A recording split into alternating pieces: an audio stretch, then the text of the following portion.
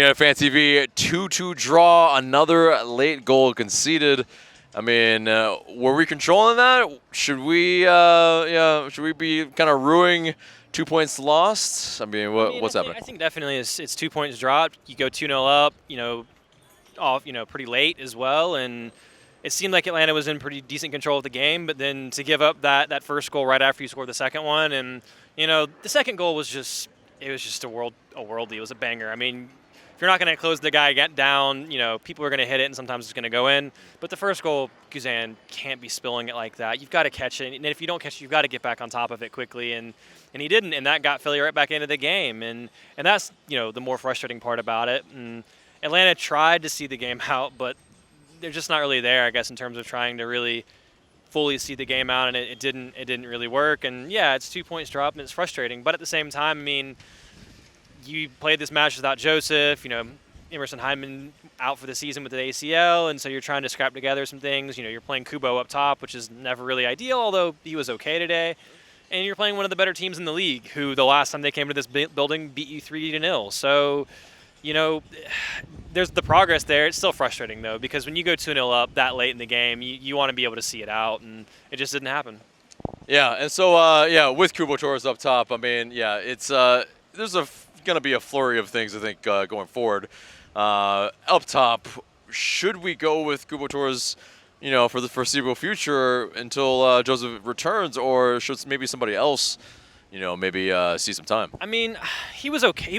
He's not like the reason we didn't win today, but at the same time, I mean, he had one ball hit him in the face early that, you wish. Pretty good chance. Yeah, you wish he could have gotten ahead on that and been decent. But, who else you have? Like Jackson Conway. I mean, he was okay when he came in, but he's more of a physical presence. So, I mean, it's an option. I wouldn't mind trying to see a little bit more of him, but there's not too many options that Heinze has available to him right now, which is the frustrating thing. And, it's kind of one of those things in MLS that it's difficult to have lots of depth and lots of different positions. And, Atlanta United, you lose, Lissandro Lopez, and you haven't replaced him, and you were hoping he was going to be the guy that'd be playing in matches like this for you. So, you'll have to figure something out there, but it's going to be difficult. And I think what we're seeing is it's going to take a little bit more time to get to where we wanted to get to with this team.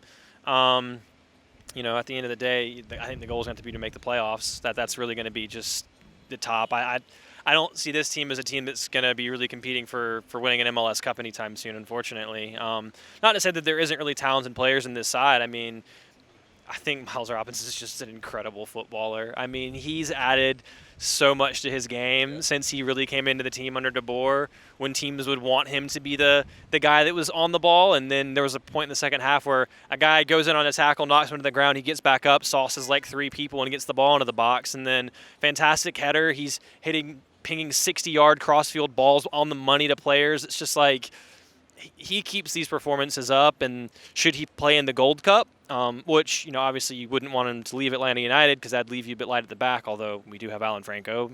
He played today. You kind of forget he's there at times. But I think Miles Robinson could absolutely start for the U.S. men's national team. And if he goes there, does well, continues performances with Atlanta United, there's no way he's playing here in 2022. And honestly, he shouldn't, because he's evolving into the complete package as a center back. He has the athleticism. His 1v1 defending's fantastic. He's great in the tackle. He's added the passing range to his game. He's the exact type of center back that you want in the modern game. And I think he's really showing that he's ready to go to Europe and play in a top league. And I'd love to see him there. Obviously, you'd hate to lose him, but he's the best player in this team right now. I think he's the best center back in the league.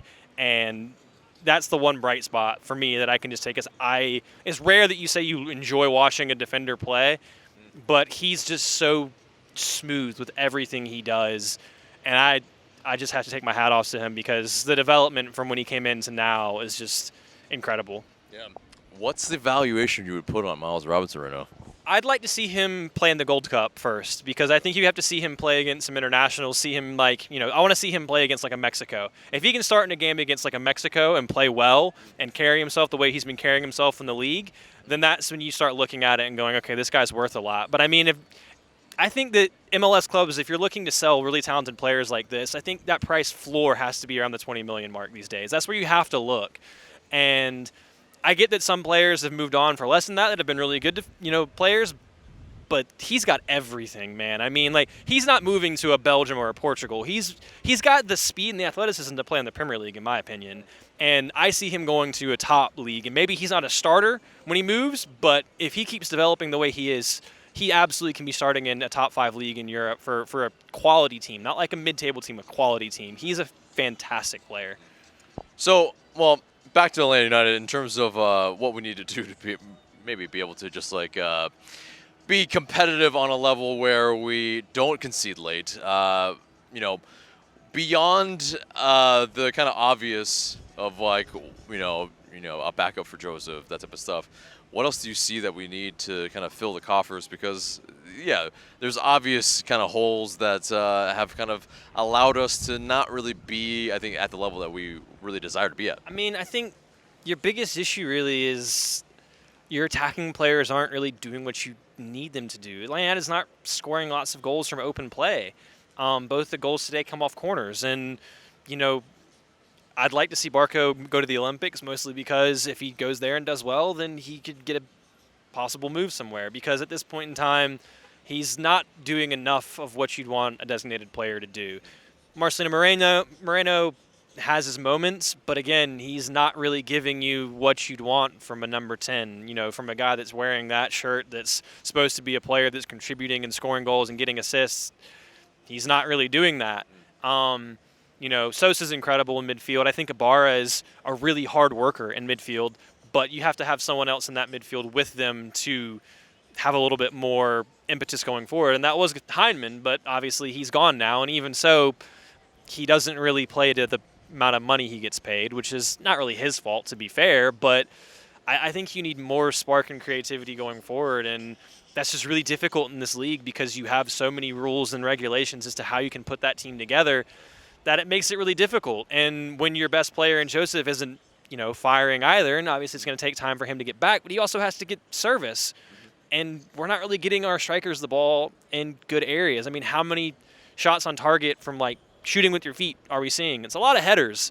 And it's rare that we get these clear-cut chances that we used to get. And it just feels like even when we're on the counter, that final ball never arrives where it's supposed to. You know, we get breaking with pace and we have players running forward. And it used to be when we were doing that, you knew that the ball was going to find somewhere and create a chance or a shot. And too often it either is too late or it gets played out wide and then the chance is gone.